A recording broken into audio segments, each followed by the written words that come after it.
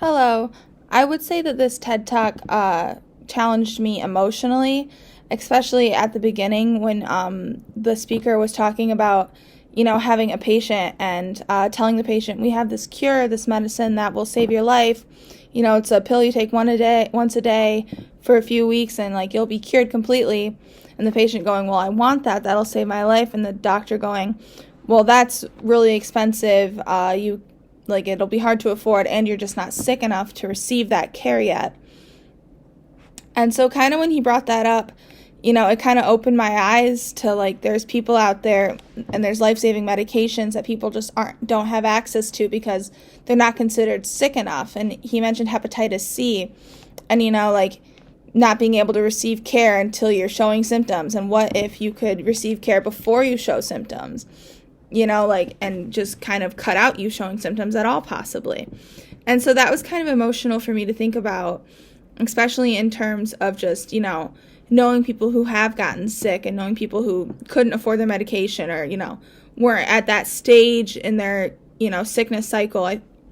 Cancer comes to mind for me, to receive that higher dose of medication yet because it would be too expensive for them to get at that point. Just those kind of things, were brought to my mind.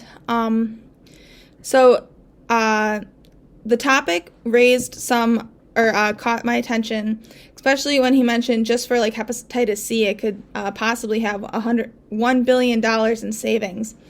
I think that that's a really big amount, especially when you're just thinking of a small care or portion of healthcare. I think it's important to think that, if this could save that much for that, it could definitely save costs for others, especially hospital savings, where people are still able to pay for the drugs and get the treatment, but they don't have to pay for all the hospital visits and hospital care that they might have to receive. So that kind of caught my attention.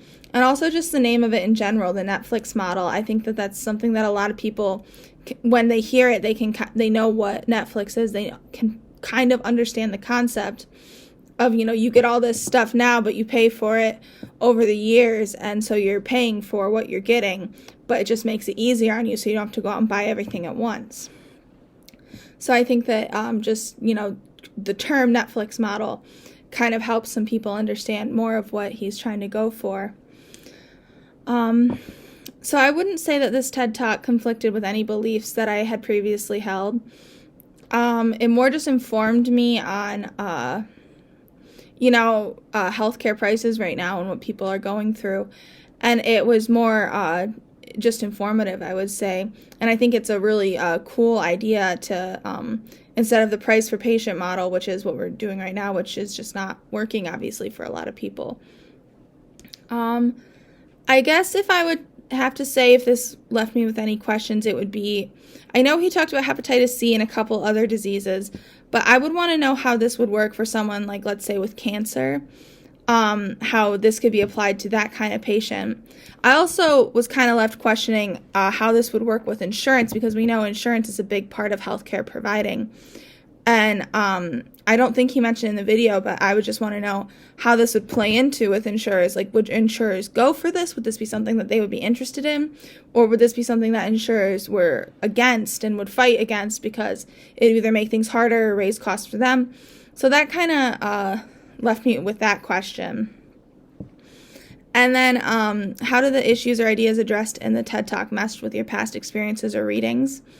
I would say that in classes, we've definitely talked about, healthcare costs and how people can, go broke because of them and how it's something that's happening on the everyday occurrence. Some of my own experiences, I've never experienced it myself because personally I'm still on my parents' healthcare, but I've had friends who have had to go to the doctor, just for, they broke an arm and they weren't on their parents' insurance and, they had to pay crazy medical bills, or they had to go get an x-ray, or they had to just, have simple things done, and their medical bills were insane and they just could not afford it.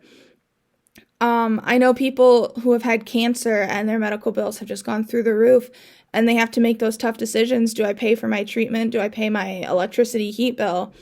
And I don't think that that's a choice that anyone should be forced to make, especially in America. We're supposed to be the richest country in the world, but we spend the most on healthcare costs.